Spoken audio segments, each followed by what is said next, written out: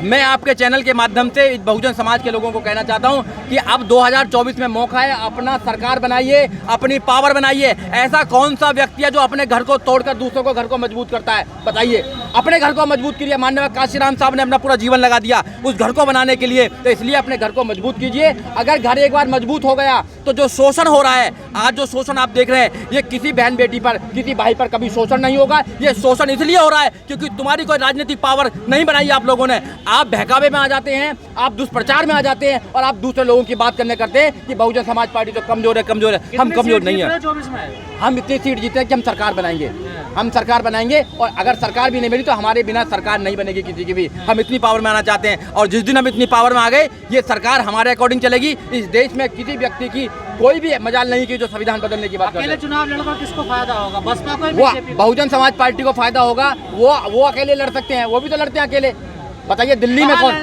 दिल्ली में आम आदमी पार्टी अकेली लड़ती है, दिल्ली में बहुजन समाज पार्टी के लिए लड़ती है, दिल्ली में बीजेपी अकेले, सब अकेले लड़ते ना। ये स्वार्थ का गठबंधन है, ये स्वार्थी लोग हैं, ये अपनी तरफ सत्ता लेके आना चाहते हैं। इन लोगों ने भी शोषण करा। कांग्रेस जो पार्टी की आप बात करते हैं, अगर यूपी में कोई दलितों पर अत्याचार होता है तो राहुल गांधी पहुंचते, प्रियंका गांधी पहुंचते। अगर राजस्थान में कोई अत्याचार होता है तो वहाँ कोई आवाज़ उठाने का काम नहीं करते।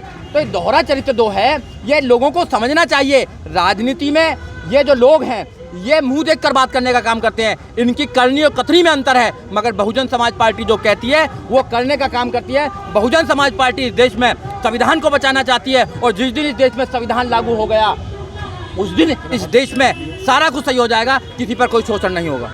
तो ये दोहरा चरित्र दो है, ये लोगों को समझना चाहिए। राजनीति में ये जो लोग हैं, ये मुंह देखकर बात करने का काम करते हैं। इनकी करनी और कथनी में अंतर है, मगर बहुजन समाज पार्टी जो कहती है वो करने का काम करती है। बहुजन समाज पार्टी इस देश में संविधान को बचाना चाहती है और जिस दिन इस देश में संविधान लागू हो गया उस दिन इस देश में सारा कुछ सही हो जाएगा, किसी पर कोई शोषण नहीं होगा। एक ऐसी महिला डॉक्टर सविता राय, जिसने 400 BC करी, जिसने फेक लिस्ट बनाने का काम किया, उस आधार पर प्रोफेसर रितु सिंह को सस्पेंड करने का काम किया।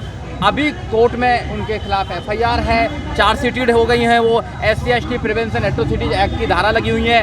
वो धारा ऐसी है कि उसमें गिरफ्तारी होनी चाहिए। जब तक उनकी गिरफ्तारी नहीं होगी, कैसे पता लगेगा कि ये जो लिस्ट प्रिपेयर करी है, किसने प्रिपेयर करी है, कौन लोग हैं, किसकी हैंड राइटिंग है। मगर जो पुलिस है, दिल्ली जो पुलिस है, उनको चार्जशीटेड करती है विदाउट अरेस्ट, जो सरासर गलत है। हमारे लोग अगर जरा सा कुछ एक मैसेज भी डाल देते हैं सोशल मीडिया के अंदर तो उनको पकड़कर जेल में डाल दिया जाता है, NSA लगा दिया जाता है, उन पर UAP लगा दिया जाता है और विशेष धाराओं में उनको जेल में डाला जाता है। ये दोहरा जो मापदंड है, ये इस देश में नहीं चलना चाहिए। डॉक्टर रितु सिंह एक दलित समाज से बिलोंग करती हैं, महिला है, इसलिए उनका शोषण हो रहा है। अगर कोई और समाज की व्यक्ति होती या महिला होती तो उन पर ये शोषण नहीं होता। इनके जो मानसिकता है, जो इस महिला की मानसिकता है डॉक्टर सविता राय की, ये मनुवादी मानसिकता है, ये ब्राह्मणवादी मानसिकता है। ये लोग हमेशा से ब्राह्मणवादी जो चीज़ें उनको आगे बढ़ाने का काम करते हैं और इनकी किताबों में लिखा हुआ है कि महिला नहीं पढ़ सकती है। हमारे बच्चे पढ़ लिख कर आगे आ रहे हैं, IAS, PCS, doctor, engineer, professor, जज, वकील बन रहे हैं। तो ये रोकना चाहते हैं। आज भी लोगों का अंगूठा काटा जा रहा है, ये नौकरी छीन रहे हैं, ये नंबर काटने का काम कर रहे हैं, जो सरासर गलत है। इसलिए ये आंदोलन हो रहा है। लेकिन वकील साहब, टीवी की मीडिया आपकी पार्टी पर आरोप लगा रही है कि इंडिया के साथ ना जाके बीजेपी को फायदा पहुंचा रहे हैं आप। लालू यादव कह रहे हैं कि बुलाया ही नहीं मायावती जी को, शरद यादव कह रहे हैं पहले भाजपा से संबंध तोड़े। हम क्या फुटबॉल है? 10 साल कांग्रेस लात मारेगी, हम में किक मारेगी। फुटबॉल की तरह बीजेपी की तरफ चले जाते हैं हमारे लोग। बीजेपी लात मारेगी, फुटबॉल की तरह हम कांग्रेस की तरफ चले जाते हैं। हम अपनी ताकत कब बनाएंगे?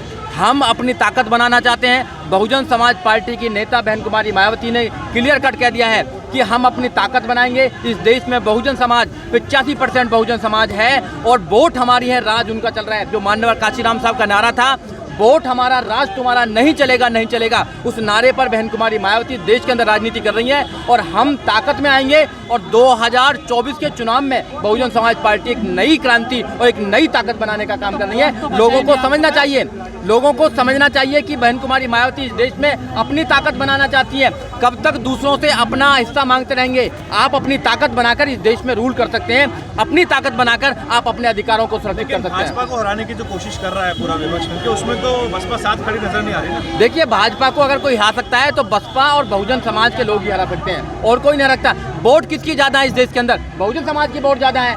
हम दूसरे को हराने के लिए तीसरे को जिता दें, ये कहाँ की समझदारी है। हमारा एक अपना घर है, राष्ट्रीय लेवल की पार्टी है बहुजन समाज पार्टी, देश के तीसरे नंबर की पार्टी है। हम अपनी पार्टी को मजबूत क्यों नहीं करते हैं। मैं आपके चैनल के माध्यम से देश के बहुजनों को बताना चाहता हूं कि आप अपनी पार्टी को क्यों नहीं बचाना चाहते, अपनी पार्टी को मजबूत क्यों नहीं करना चाहते, अपनी ताकत क्यों नहीं बनाना चाहते। आप दूसरों के पास जाकर आप क्यों भीख मांगना चाहते हैं, आप क्यों सीटों की लड़ाई लड़ना चाहते हैं। आप अपनी सरकार बनाएं, अपने लोगों के लिए वोट दें, अपनी पार्टी को मजबूत बनाएं। आप सरकार में होंगे, आप अगर सरकार को झुकाने और गिराने के अगर पक्ष में होंगे, ताकत में होंगे, तो आपके अधिकारों को सुरक्षित रखा जाएगा। नहीं तो ये संविधान बदलने की बात कर रहे हैं, ये संविधान बदलने का बात करेंगे। अगर बहुजन समाज पार्टी सत्ता में होगी, बहुजन समाज पार्टी अगर इतनी भी सीट लेकर आ जाएगी कि हमारे सिवाय किसी की सरकार न बने, तो ये बदलने के छोड़ो, ये हाथ भी नहीं लगा सकते हैं, क्योंकि ये लोग कमजोर लोग हैं और कमजोर लोग हमारी वोटों से ताकतवर बने पड़े।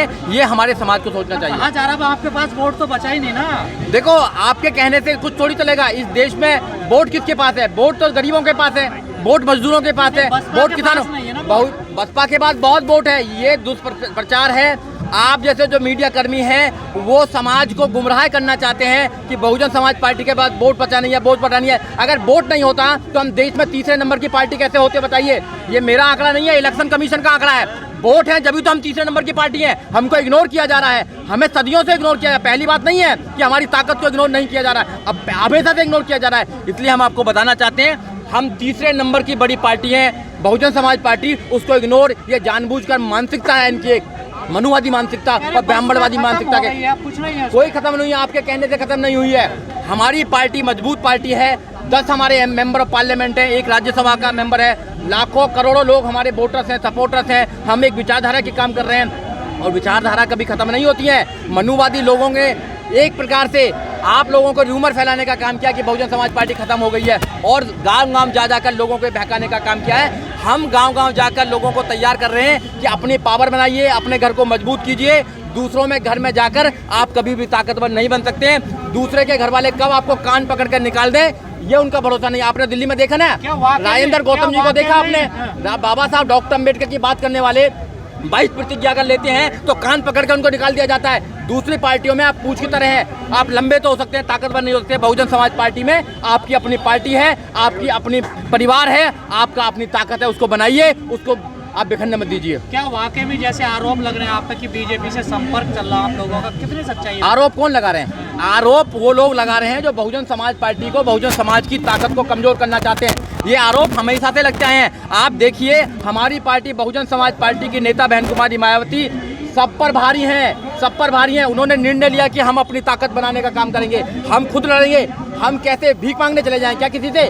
वोट हमारी ज्यादा है, राज हमारा होना चाहिए और हम उनसे मांगे कि हमको सीट दे दीजिए, हम नहीं मानेंगे। आपके साथ ही नहीं है, आपकी गलत फहमी है, हमारे लोग साथ नहीं है, हमारे लोग साथ नहीं है भैया, हमारे लोग साथ नहीं होते तो कम से कम पढ़ाई करो। आप जाओ इलेक्शन उस पर जाइए, कमीशन पर जाइए, इलेक्शन कमीशन की वेबसाइट देखिए। बहुजन समाज पार्टी देश के तीसरे नंबर की पार्टी है। वैसी पार्टी बन गई अगर लोग नहीं है तुम्हारे, एग्जाम देके बनते हैं क्या? वोट जब डालते हैं जब तीसरे नंबर की पार्टी बनती है। हम देश के अंदर बहुजन, देखिए बहन कुमारी मायावती किसी से नहीं डरती हैं, सब लोग बहन कुमारी मायावती से डरते हैं, बहुजन समाज पार्टी से डरते हैं। बहुजन समाज पार्टी से लोग इसलिए डरते हैं कि अगर बहुजन समाज पार्टी देश के अंदर आ गई तो वो 2007 से 2012 में जो उत्तर प्रदेश में शासन किया था वो पूरे देश में शासन करेगी। जीरो बैलेंस पर बच्चों का एडमिशन होगा। जो आज पढ़ाई हो रही है ना, वो लाखों करोड़ रुपया देकर जो पढ़ाई होती है वो जीरो बैलेंस पर होगा। जो आज सुसाइड कर रहे हैं हमारे बच्चे, IIT में सुसाइड कर रहे हैं, जो अभी निकाला जा रहा है, ऐसे बच्चों के साथ शोषण नहीं होगा, लोगों को न्याय मिलेगा, स्वतंत्रता की बात की जाएगी, संविधान के द्वारा देश को चलाया जाएगा।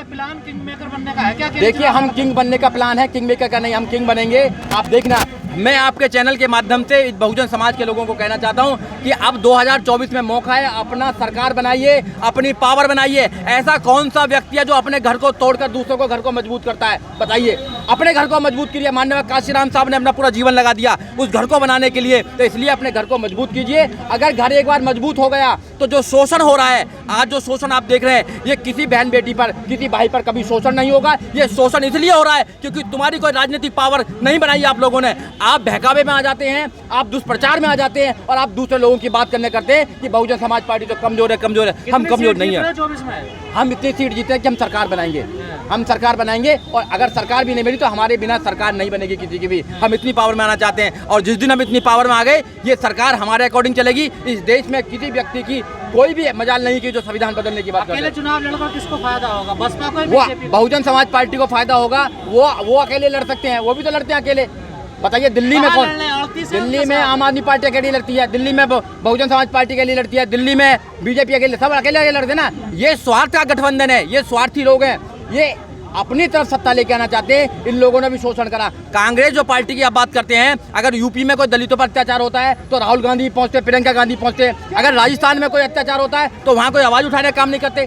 तो ये दोहरा चरित्र दो है, ये लोगों को समझना चाहिए। राजनीति में ये जो लोग हैं ये मुंह देखकर बात करने का काम करते हैं, इनकी करनी और कथनी में अंतर है। मगर बहुजन समाज पार्टी जो कहती है वो करने का काम करती है। बहुजन समाज पार्टी इस देश में संविधान को बचाना चाहती है और जिस दिन इस देश में संविधान लागू हो गया उस दिन इस देश में सारा कुछ सही हो जाएगा, किसी पर कोई शोषण नहीं होगा। अगर आपने अभी तक हमारा चैनल सब्सक्राइब नहीं किया है तो सब्सक्राइब करें और घंटी का बटन बिल्कुल भी दबाना ना भूलें ताकि सभी लेटेस्ट खबरें पहुंच सकें आप पे सबसे पहले।